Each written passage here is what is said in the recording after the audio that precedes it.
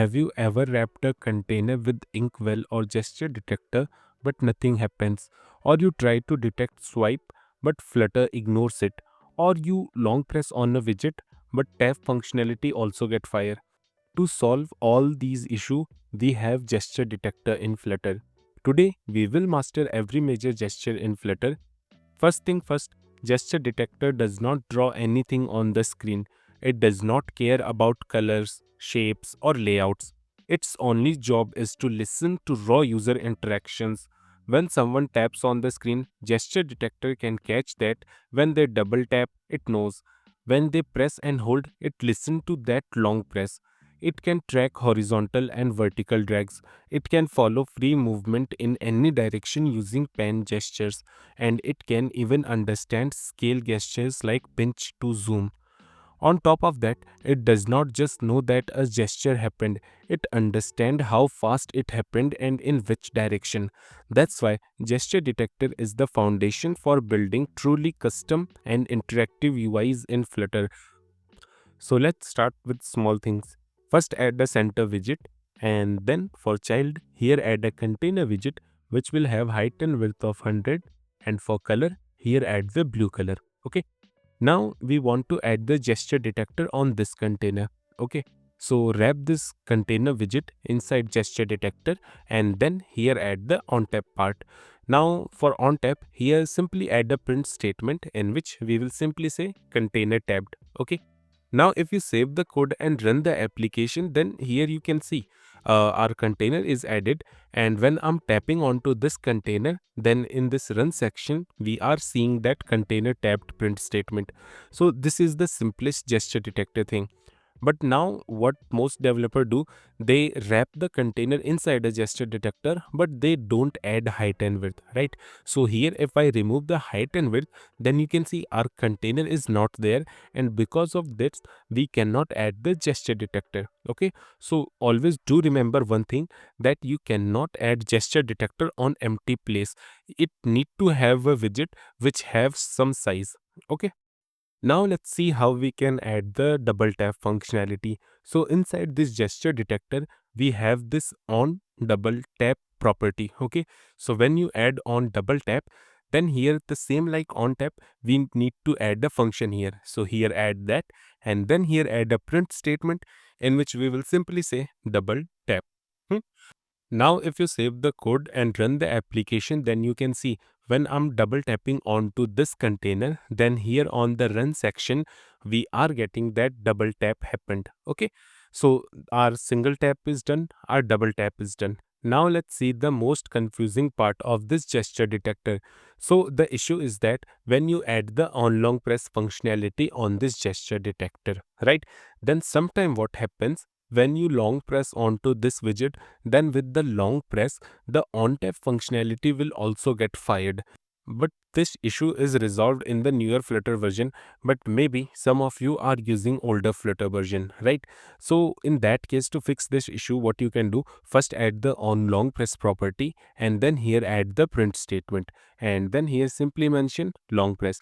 Now if you save the code and run the application, then you can see I'm long pressing onto this widget, then the print statement is long press, and when I'm single tap onto this widget, then print statement is single tap. So I'm using new Flutter version, and because of that I don't facing this issue, but maybe you can face this issue. So to fix this issue, what you can do, come above here and here create a new boolean variable as long pressed, and here add its value as false. Okay.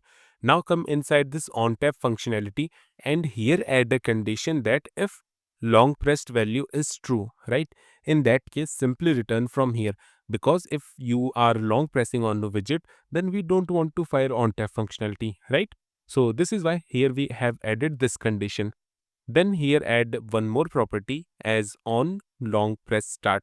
So this method will automatically get fired when users start the long pressing part. Okay. So come inside this function and here add the long pressed value as true, and then here add the print statement as long press start. Okay. Now remove this on long press method from here, and instead of it here add the new property as on long press end. Okay. Now when user will release the pressing part, then this method will get fired. Okay, so what we will do in this method, here we will simply add long pressed value as false. Now inside this, here we can hit our functional part, whichever we want to do in the long press part. Okay, so this is it about the long press and on tap conflict. Now let's see how we can handle the swipe detection. So let's remove all these things from here, and here add a new property of this gesture detector, that is on horizontal drag end. Okay, now this property will return a details part in which we will get all the user interactions detail. Okay, so here add the details, then here add a condition that if primary velocity value is greater than 0. So now you can ask that what is this primary velocity value. Okay, so whenever user is swiping, right, in that case we get the value. So when user is swiping in the right direction, in that case value will always be positive, and when user is swiping into the left direction, then primary velocity value is always going to be in minus. Okay, so here that is why we added this condition that if primary velocity value is greater than 0, in that case user is swiping in the right direction, and if the value is less than 0, right, which means primary velocity value is in negative. Okay, so here add the condition that swipe left. Okay, now if you save the code and run the application, then you can see when I'm swiping into the left direction, then here in the run part we are getting it as swipe left, and when I'm swiping into the right direction, then I'm getting the swipe right.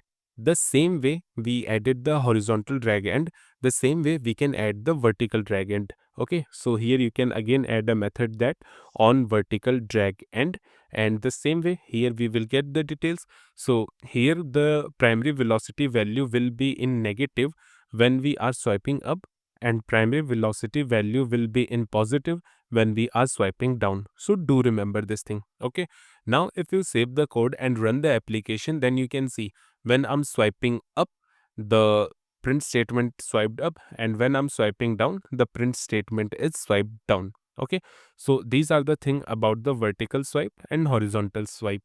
Now let's add the pinch to zoom behavior. So first come above here, and here create a variable as double scale, and here add the value as 1.0. So this is going to be our initial zoom level. Okay, then come inside the gesture detector, and from here remove everything. Okay, and then here add the on scale update property, and again in this property we will get the details like about the zoom level. So here add that, and then come inside the function. Now here whatever zoom level we get, we need to assign that zoom level to our the scale variable. Okay, so here add the set state, and then here add the scale equal details dot scale dot clamp 0.8 to 3.0. So 0.8 is going to be the minimest value, and 3.0 is going to be the highest value. Okay, so this is it. Now come inside the gesture detector, and here add the child property, and now here we need to add the animation part, like whenever user is zoom in or zoom out. So here simply mention transform dot scale, and then for scale value here add the scale value. Okay, and then for child here add the container widget, and this container widget will have the height and width of 150. And then for colors here add the color as blue gray, and then for child again here add the center widget, and for its child here simply add the text widget, which will simply say pinch me. Now if you save the code and run the application, then you can see when I'm zooming in, the container is getting zoomed in, and when I'm zooming out, the container is getting zoomed out. So this is how image zoom works internally. Now inside this container you can also add the drag behavior. Like here you see, whenever I'm dragging this container is moving exactly where my mouse pointer is moving. Okay, so you can also add the drag behavior in the gesture detector. So if you want the video for drag behavior, you can comment it down. I'll create a video for you.